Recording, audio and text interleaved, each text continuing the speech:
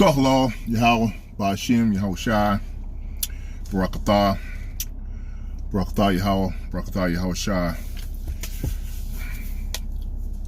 Shalom, it's your brother Obadiah Yukanan. I'm out and about today, and I was listening to a variety of different Akim brethren teaching on highways and byways. And of course, as a lot of you, I've been listening for quite some time. I mean, really quite some time. And the Ruach HaKodesh basically has been tapping me about something that I think is important in reference to something that needs to be addressed. So this is going to be short. It's going to be quick. I'll probably have to go into it, I'm sure, in grave detail. I will pull some scriptures. But this is kind of important, and I think that maybe a lot of us have recognized it, but then some of us may not have recognized it. But we're going to see if we can come to an understanding of what it is that is going on. The topic for today, with this quick short synopsis that I want to give, that I'm directed to give, is this. What part is missing in the teaching of the awakening? What part is missing in the teaching of the awakening? Of course, the awakening of the Hebrew Israelites and all those that the Most High wants to awaken. What we are experiencing is it's unconventional, and it's absolute miracle based from the hand of the Most High, Yahweh Ba'ashim, Yahweh Shai. No stretch of the imagination could even begin to believe the level that it is at that point. We will agree that that is the case, and that that's what we have going on. The thing that I think is important to start to identify at this point is, from what I'm getting from the Ruach HaKodesh, is that the Akim are teaching the brethren and the nation of people to know the law, statutes, and commandments, follow the law, statutes, and commandments, honor, respect the law, statutes, and commandments, turn back to the law, statutes, and commandments. In turning back and following and going forth with them, part of the process should be teaching the Akim should be teaching those that are being revisited and also being regenerated in terms of the prophets that are bringing the truth and unveiling the truth to the brethren and the nation that is supposed to get it. And of course, we're specifically going to go to the lost sheep of the house of Israel. That includes the so-called Negroes, the so-called Latinos, and the so-called Native Americans. And of course, that includes some areas of the people who are called Mexicans and others of various particular bywords that have been brought forth and put upon them by Esau Edom, obviously. But not to belabor the point, it is absolutely wonderful and it's fantastic that the Akim are out teaching to go back to the law, statutes, and commandments, because it is true.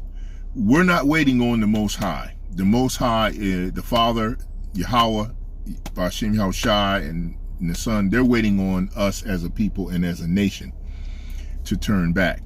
But one of the things that I think is a missing part, and correct me if I'm wrong, and I think this is very important, and that is, I have not been able to identify or see any of the Akim or the teachers who are specifically called to teach our people to come back to the Most High statutes and His commandments and His judgments on how to apply them and do them. This is the part that I believe is missing in the teaching. if you're going to teach someone the word, the information is absolutely vital. I mean, you cannot move forward without knowing the proper and the truth in the information and communication that is being distributed by the Akim and the prophets that are called forward to do this. Because if it's not spoken to you, then you don't know what it is you're supposed to do. But under no uncertain terms can you believe that it's only supposed to be informational. The word specifically says that we're supposed to be doing them. That is the application process in terms of the awakening that has to be unified and identified, rectified, and applied. If you were going to learn to drive a car and you read information or instructions on how to drive a car, if you are not physically taught how to drive the car, you will not drive a car, nor will you drive it well. You may drive one, but I guarantee you it's going to be a disaster because you are not taught properly on how to drive it. This is important in reference to also driving a nation of people by the hand of the Most High, Yahweh B'Shem Yahushai, in terms of how to do his laws, statutes, and commandments. Now, yes, I know 613 laws, and doing all of them in captivity here in this country, in this land that also belongs to us, and that's another subject for another time, another day. Doing all of those successfully while you're in bondage still, because this is a form of captivity and bondage, would be very difficult. It's not impossible, but it will be extremely difficult. But that doesn't negate or take away from the fact that you still have to learn how to do them, and you should be taught how to do them. If they're going to teach you the truth about the Most High's word, if the Akim and the brethren are going to teach you how to understand the Bible correctly, how to understand, disseminate, and to apply what you learn, there has to be a method of teaching you how to apply it. This is not something that I'm seeing is happening in the highways and byways in the teaching. Yes, in the highways and byways, the Akim are, what they're doing is they're enlightening the people, the children, the chosen as well as the unchosen, in the truth. This is what they're doing. Absolutely. They are looking to ask them to identify and to uncover and understand what their potential nationality could be. This is extremely important. I'm not taking anything away from that. Yes, okay, that's an icebreaker in terms of being able to offer up the ability to ask someone a question. Hey, brother, hey, sister, hey, do you know your nationality? That's an icebreaker to start the conversation. And then after you get to a point where the redundancy of asking the same sequence of questions over and over again, and I understand you got to do what you have to do in terms of the offering based on the fact that there's a multitude of people that go by you on the highways and byways, and you won't always see a person that knows exactly what their nationality is or who they are.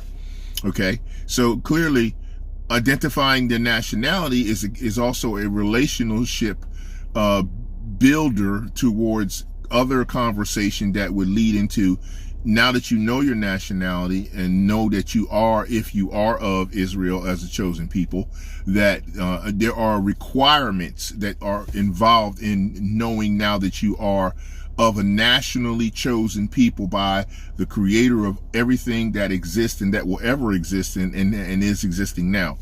Okay, now that you know that you are of that lineage or could potentially be of that lineage, only the Most High knows for sure if you are or you aren't of that lineage. The bottom line now regales to the point of saying, all right, I know I'm a Hebrew Israelite. Okay, I know that I'm a chosen people of the Most High. I know that I'm supposed to be a holy and blessed people to do what the Most High said do. He's given us his handbook, his law, statutes, and commandments, also his book of remembrance, which is the Bible, which is the Pentateuch, which is the Torah. Okay, now that we have all of this, how do we apply it?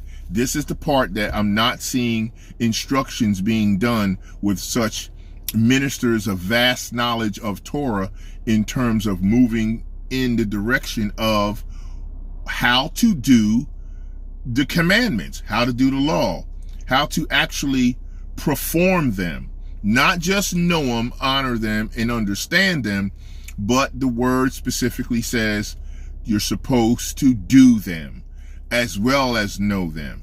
Okay, so I did a lesson on just the 10, where I expressed the fact that we need to do the commandments based on just the 10 that I hit in that first particular teaching. But there's so much more to learn and to go through in terms of dealing with the doing. Now, the majority of the doing, obviously, in the older portions of the Testament, if we want to call it the Sinai Testament that Moses brought forth, some people call it the Old Testament book, the 5 books of Moses, what have you. Okay, yes, a lot of the application was a doing process. Number one, because it was relatively new to the people at the time coming out of Egypt. And they were so accustomed to doing paganistic practices that they didn't even really know that they weren't supposed to be doing them. They were functioning within the confines of Egypt, and they got so entrenched into the community and the society that once the prophets had told them before they went into captivity, further on back in Babylonian times and what have you, they were, and so forth, and moving forward, they were told not to do certain things, but they did them anyway based on the overwhelming pressure and, similar to what you would consider to be peer pressure among the people they were living.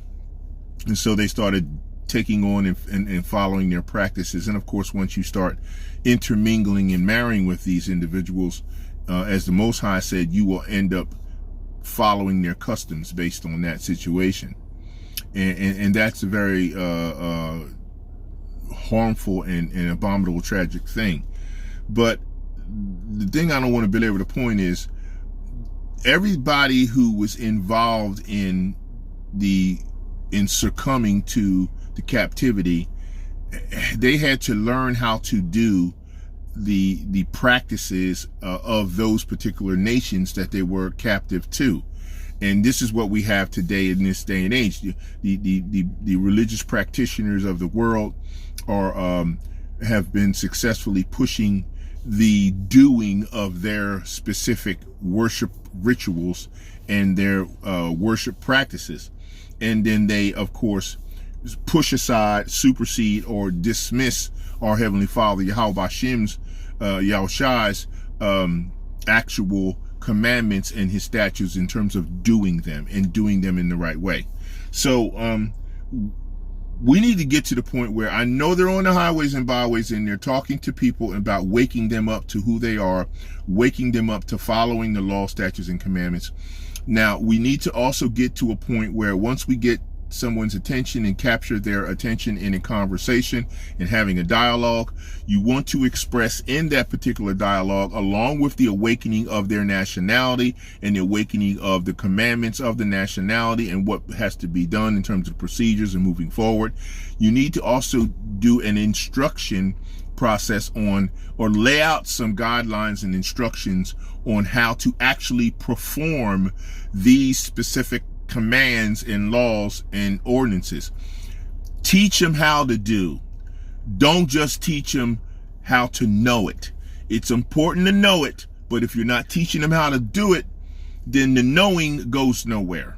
Okay?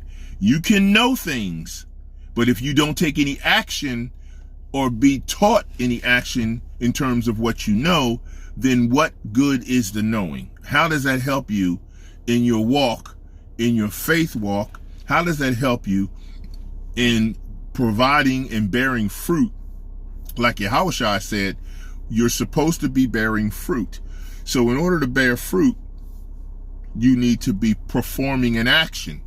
Something has to be done that is a verb-based function of activity that is showing that you are applying what it is that you learn, what it is that you have been taught. Do it. Okay, now let's get into let's break open some scriptures.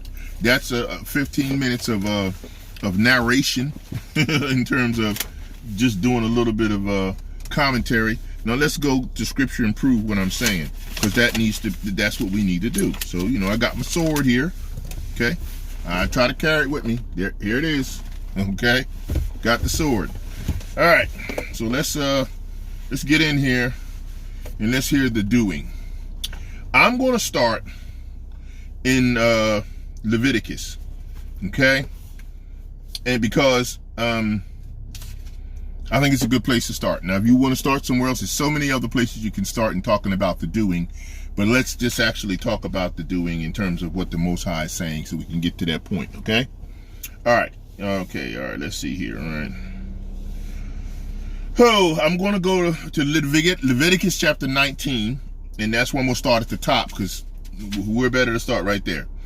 Okay, Leviticus chapter 19, and the Lord Yahweh spake unto Moses, saying, Speak unto the congregation of the children of Israel, and say unto them, Ye shall be holy, for I, the Lord, your power, your God, am holy. Okay.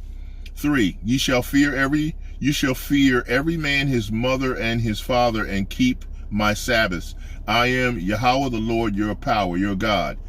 Okay, now we're going to break a little bit of that down. Look at the first one. He says, speaking to the congregation of the children of Israel. Now, he's not talking to anybody else. He's talking to Israel in the beginning here, and he's talking to Israel in the end. He's not including the other nations, because if he said, speak unto the children of the nations, then that would include them. He's just talking about Israel. Okay, everybody on the entire earth is not Israel. Okay, so let's just continue here. All right, going forward. And he says, ye shall fear every man his mother and his father, and keep my Sabbath. So why does the Most High say fear mother and father?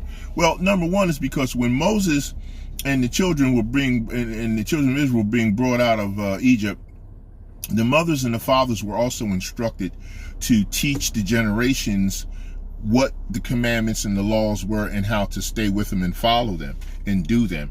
And so fearing your mother and father is not fear like in terror, it's fear in terms of reverence. And also fearing your father and your mother has a connotation that speaks towards the Most High himself. He is our father, and of course the earth is the mother, which he born us through the earth. He birthed us through the earth in terms of what he did with our physical metabolism. So Mother Earth, it's not worship the earth. It says fear, which means has respect for. Now you can see Edom has no respect for the earth, because he's killing and destroying the whole earth, okay, and just about everything on it. So there's no respect there. Okay, moving forward. Okay, all right.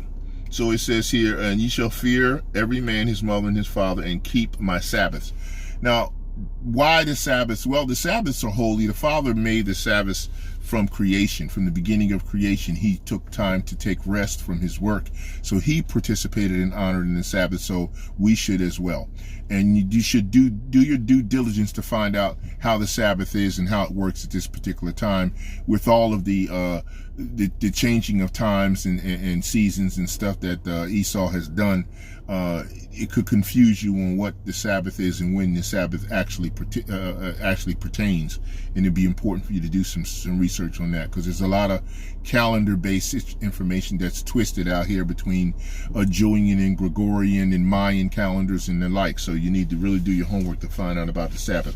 I'm not going to tell you everything. You need to do some work. That's part of the doing of the commandments and the laws, which is you have to actually physically start doing some things, not just receiving information without actually researching it. You got to get out and do it. Okay, all right, let's go on to number 4. 4 is, turn ye not unto idols, nor make yourselves molten gods. I am the Lord, your power, Yahweh, your God. Okay, so that means the Father saying, don't take his creation and create fictitious, imaginary belief systems that you can physically see out of what he has developed through his own creation, and then use them as a representation of him or of any other thing that you would worship in front of him. Don't do that. Okay, that's a don't do. That's a teaching you not to do that. Okay. All right. Number 5. And if you offer a sacrifice of peace offerings unto the Lord Yahweh, ye shall offer it as your own will, at your own will. And when he says at your own will, meaning you need to understand what it is you're offering so that you don't offend the Most High and disgrace and shame yourself. That's the definition of offering at your own will. You need to be taught not to do that. Okay. All right. 6. It shall be eaten the same day ye offer it, and on the morrow, and if aught remain until the 3rd day, it shall be burnt in the fire. So that's 3 days worth of preservation of anything that you're supposed to be doing for the Most High or consuming to his honor, and after the 3rd day, it would be of no effect. Number 7, and if it be eaten at all on the 3rd day, it is abominable, and it shall not be accepted. See? Therefore everyone that eateth it shall bear his iniquity, because he hath profaned the hallowed thing of Yahweh power the Lord, and that thou shalt be cut off from among his people. Number 9, and when ye reap the harvest of your land, thou shalt not wholly reap the corners of thy field, neither shalt thou gather the gleanings of the harvest. That means, like, if you got, from horticulture position, if you have a farm or something, and you have people out there who, for the most part, are not very well off to do, and they just need to get a little bit of food, a subsistence to sustain themselves. You got a big harvest. You don't need to go clean to the corners and just pull and grab everything out of there. It's not necessary to do that, because number one, the poor can take advantage of the gleanings, the stuff on the edges, and they can get enough to eat for that day or for what they need at that time. Okay. 10, and thou shalt not glean their vineyard, neither shalt thou gather every grape of thy vineyard. Thou shalt leave them for the poor and the stranger. I am Yahweh power, I am Yahweh your power, the Lord. Ye shall not steal, neither deal falsely, neither lie one to another. But this is specifically talking about not doing this to your own people. You don't do that to your own people, because if you do that to your own people, it's an abomination to the Most High. He's not for it. He's not interested in having it done, and he certainly doesn't want you to participate in that manner. So that's not what you're supposed to do. Okay, 12, and ye shall not swear by my name falsely, neither shalt thou profane the name of Yahweh power. I am Yahweh the Lord your God. Okay, shall not swear by his name falsely. Okay, what that has to do with is the fact that if you go to a fake, false religious practitioner facility and you see a image of Yahweh that is not who he is, and you are actually in there using that facility to try to show some kind of worship and some kind of praise to the Most High, then what you are doing at that point is you are falsely taking the Father's name in vain, because you're claiming that that image and that presentation in that religious practitioner facility is supposed to be acquainted with and associated with him. It's not. So that's a falseness, and that's a not do. So you're not supposed to do that. Okay, that would be wrong. I mean, you're supposed to be taught not to do that. And then we're absolutely taught the opposite, because you got people on certain Sundays and certain days where they're actually going into these facilities and they're acting as though the Most High is present and like Yahweh Shai is present, and that's what they're doing. That is incorrect, and that's not what's going on. Okay? All right. That's swearing falsely by his name. 13, thou shalt not defraud thy neighbor, neither rob him the wages of him that he is hired, shall not abide with thee all night until the morning. 14, thou shalt not curse the deaf, nor put a stumbling block before the blind, but shall fear the power of Yahweh Bashem Yahweh Shai, because he is the Lord. Okay.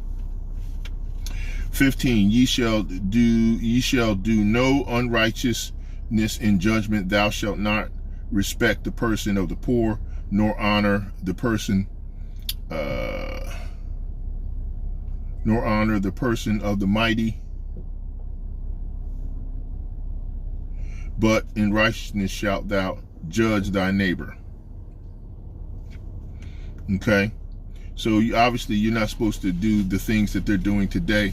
As you can see, the Esau Edom has set up his entire system to defraud and to basically work against Hebrew Israelites. It's completely working against us in every way. It's rigged against us. Everything is rigged against us, and we can see that. And that's the unrighteousness and judgment that they're doing. That's it. So the Father's saying we're not supposed to do that to each other, for sure.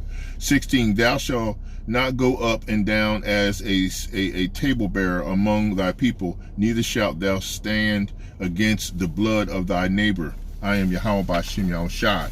That's right. Do not bear false witness or try to, cause your neighbor to get in trouble when there was nothing that they may have done to be in trouble.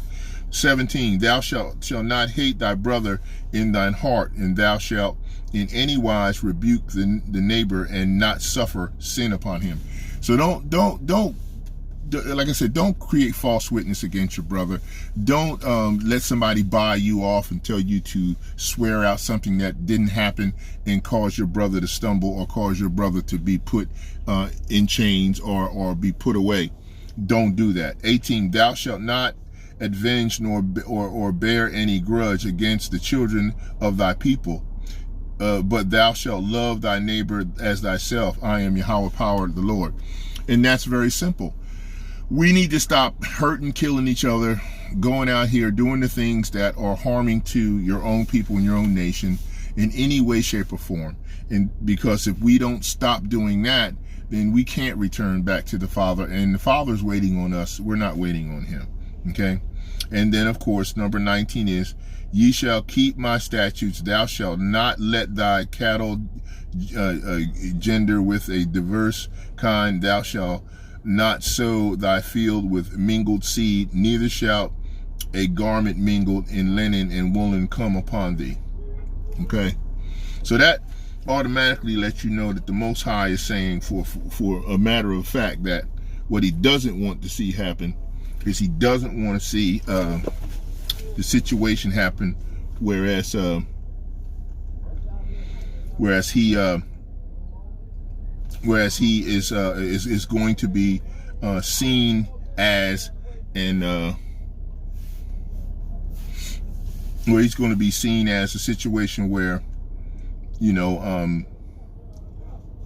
not doing what you're supposed to be doing as far as keeping his seed pure and keeping himself away from those who would be polluting his seed, and it has akin to not wanting to mix and marry with any other nations, because it's going to cause a problem, and it's just, that's like carnally laying with someone that you're not supposed to be with, and just generally causing the type of situation that is really abominable to the Most High.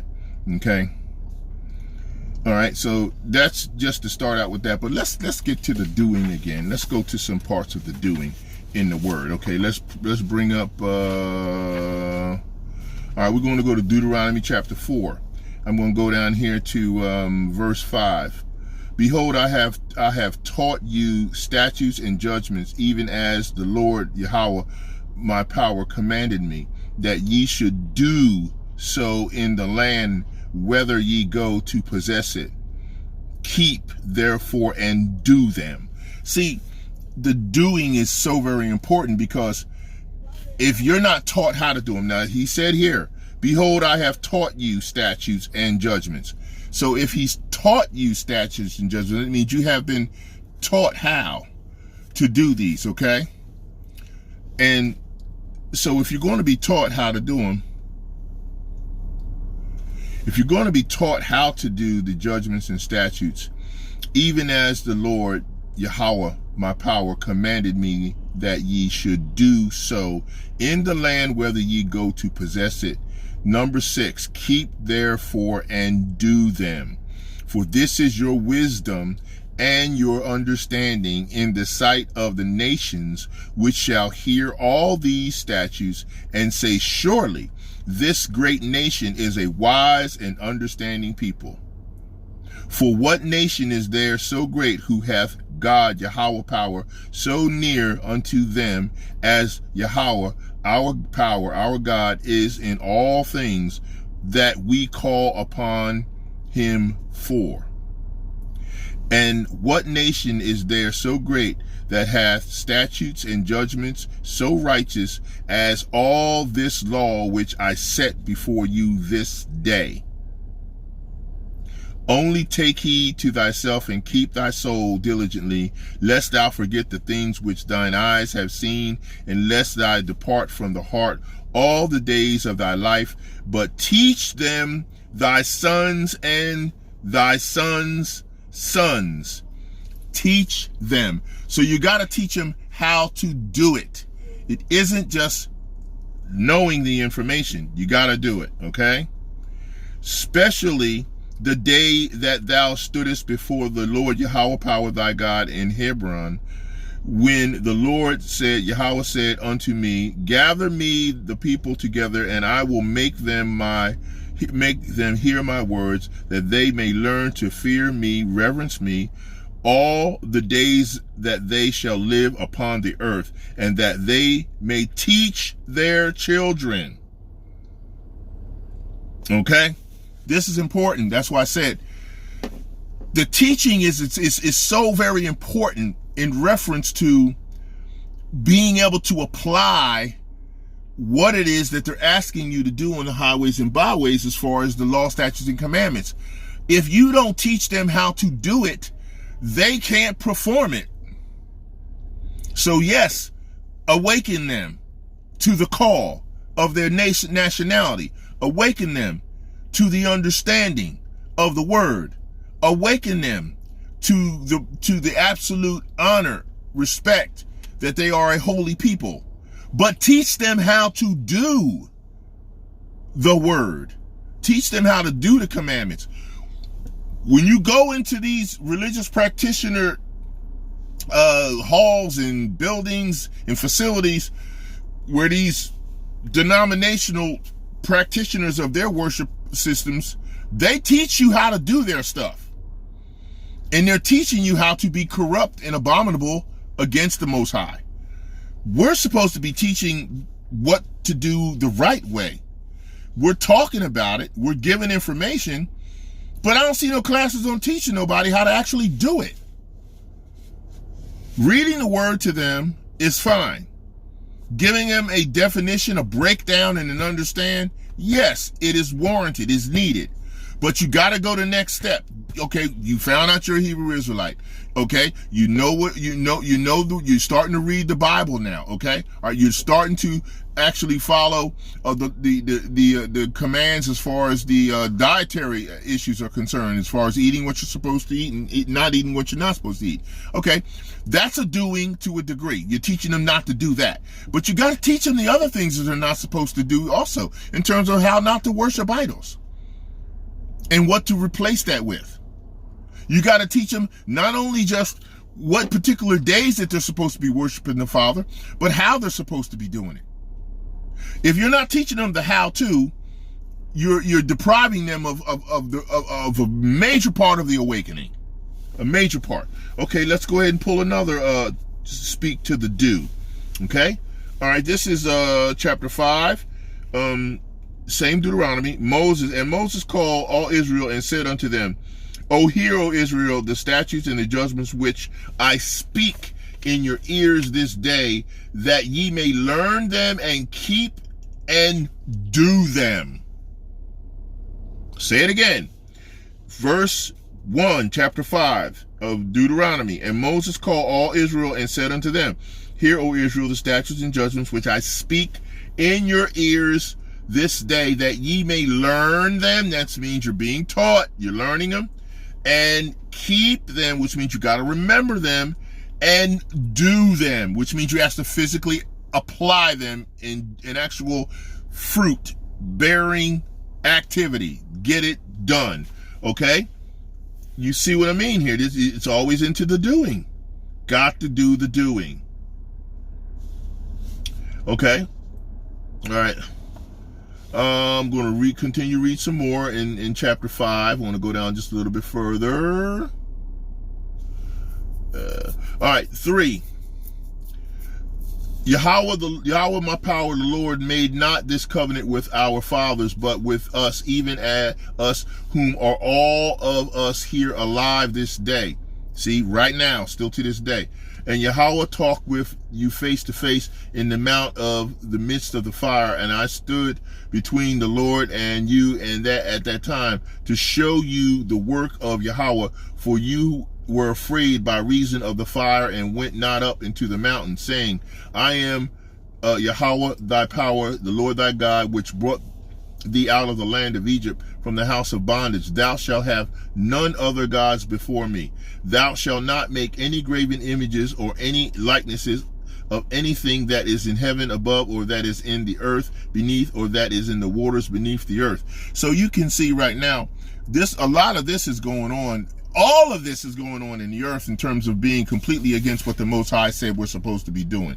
Okay, so that is all something you're not supposed to be doing. Don't make these idols. Do not do what he said do. Okay, he said, you shall have none other fake gods before him. Thou shalt not make don't make anything or worship anything in front of him. You got to teach people not to do this stuff. Okay? Or any likeness of anything that's in the sea and the earth, whatever. Thou shalt not bow down thyself unto them, nor serve them, for I am Yahweh power, thy God, am a jealous God, a jealous power, visiting the iniquity of the fathers upon the children unto the 3rd and 4th generation of them that hate me. So this is going all the way back to right now. Okay, you can see we're going with this. And showing mercy unto thousands of them that love me and keep my commandments, which means they have to do things. Okay, thou shalt not take the name of Yahweh thy father in vain, nor Yahweh will hold them guiltless that taketh his name in vain, which means you're going into these churches, you're faking it, or you're worshiping a fake white Jesus, and they're getting pummeled. Look at the different countries in the world that are getting pummeled. Okay, look at the different locations within our country that are catching it. Puerto Rico, certain other areas where they have fake white Jesus up, and they're catching it because they're not coming out of it. And the Father's, he had enough. Okay. Thou shalt now take the 12. Keep the Sabbath day to sanctify it, as the Lord thy God hath commanded thee. 6 days thou shalt labor and do all thy work.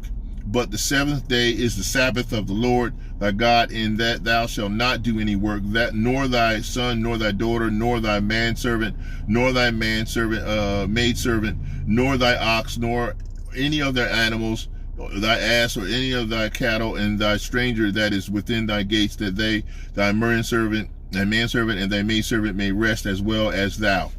Now, the cool thing about the word work in Hebrew is the same word as worship. So your worship is your work. So you can worship the Father by working for him on the Sabbath if it's work within that confine. Okay, so that's important. Okay, and then we can go down the list with the rest of the laws, but you're supposed to do them. Okay, now I'm going to pop over here to Deuteronomy. Stay in 5. I'm going to go down to 27, and it says here, go thou near and hear all that Yahweh our power of the Lord God shall say, and speak thou unto all that Yahweh our God and shall speak unto thee, and we will hear it and do it. See, he's saying we're going to hear it and do it, and that's what he's expecting to happen. All right, here, let me go read down a little further. 29. Oh that there were such an heart in them, that they would fear me or respect me, as the Father is saying, and keep all my commandments always, that it might be well with them and with their children forever. See, this is what it would be for us forever if we would just actually learn to do these commandments. All right, chapter 6, I'm going to go to verse 17, and it says here, ye shall diligently keep the commandments of the Lord your God, of Yahweh our power, and his testimonies and his statutes, which he hath commanded thee. And then we'll go right down to 24. It says, and Yahweh our power commanded us to do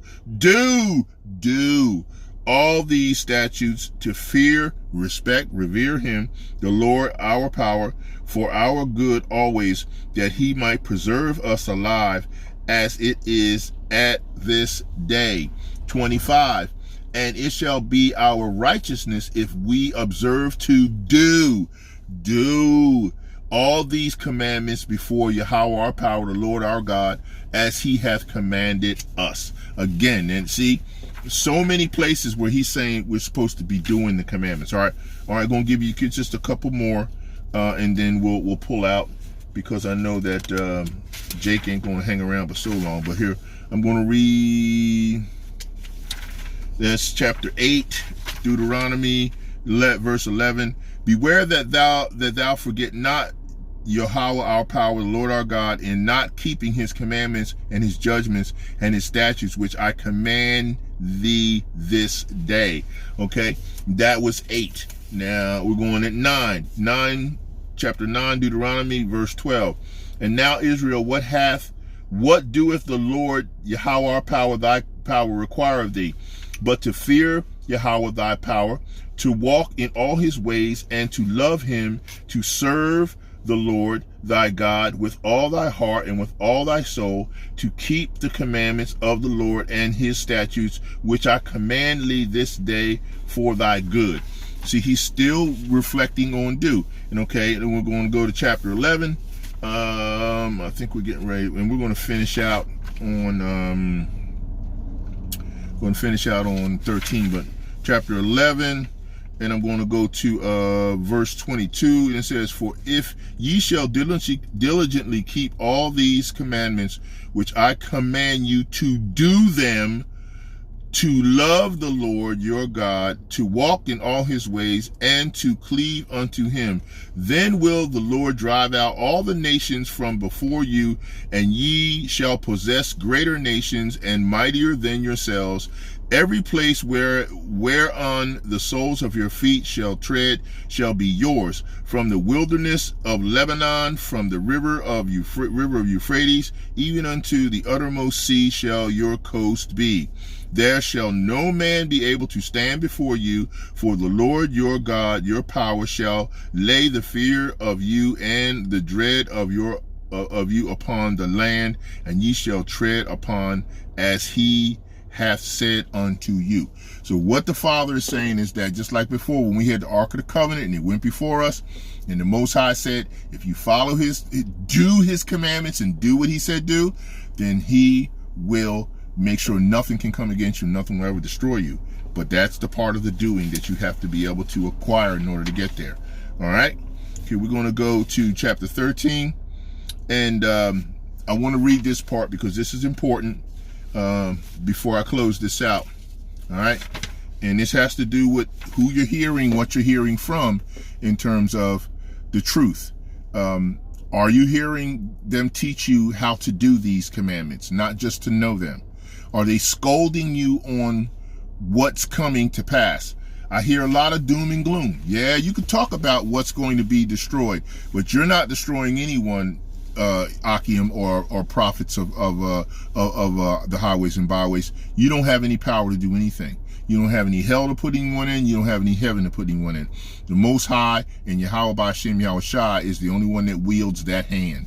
And if they decide to give it to us, when and if they do, it's on them. But this is a warning to let you know, you better make sure you're not falsely being prophetic about things. Talk about what's coming, but don't talk as though you have the power to do it until you do, if you get it. Okay? So listen to this. Chapter 13, Deuteronomy. If there arise among you a prophet or a dreamer of dreams that giveth thee a sign or a wonder, and the sign or the wonder come to pass, whereof he spake unto you thee, saying, let us go after other gods, which thou hast not known, and let us serve them. Okay? That has a lot to do with fake, false pastors of religious practitioner organizations that bring these things forward. We know not to follow them, and if we don't, we need to learn not to follow them and turn away from them. But I just wanted to make sure you understand some of the Hebrew Israelite community is operating similar to these fashions, and they need to stop, because if they do not stop, the Most High will make sure he judges this very harshly. He will do that. Whether you get a chariot ride or not, you can still end up not making it all the way. 3, thou shalt not hearken unto the words of that prophet or that dreamer of dreams, for the Lord Yahweh our power, your God, proveth you, to know whether ye love the Lord Yahweh your power with all your heart and with all your soul. 4, ye shall walk after Yahweh your power, and fear him, and keep his commandments. See, fear is the reverence, and obey his voice, and ye shall serve him and cleave unto him. Okay, this is what you're supposed to do. And that prophet or that dreamer of dreams shall be put to death, because he hath spoken in turn you away from Yahweh your power, which brought you out of the land of Egypt, and redeemed you out of the house of bondage, to thrust thee out of the way which Yahweh thy power commanded thee to walk in. So shalt thou put the evil away from the midst of thee. And that basically is saying, you know, if these prophets are just out here scolding you, chastising you, profanitizing you, not showing any edification towards giving you the information, but teaching you in the process of the information how to apply it, how to do it, then there's a good chance they're not leading you in the right direction. So you need to check that out and make sure you're on point with that, because if you're not, it's going to be a rough day when Most High show up. So basically, this is what I wanted to say today. I know this was a little bit longer than I expected, but it is under an hour. But we have to learn on the highways and byways, if we're going to be out and about, and we're going to operate in spiritual maturity, we got to learn how to not only tell them about their awakening, but we need to also teach them about the fact that they have to learn how to apply what it is that they are learning. And if they're not applying it, then all the information in the world is not going to do you any good. Hopefully this lesson was a good one for you today. I know it's in between from what I'm on point and scheduled to do with the lives of the prophets being directed in these end times by Yahweh.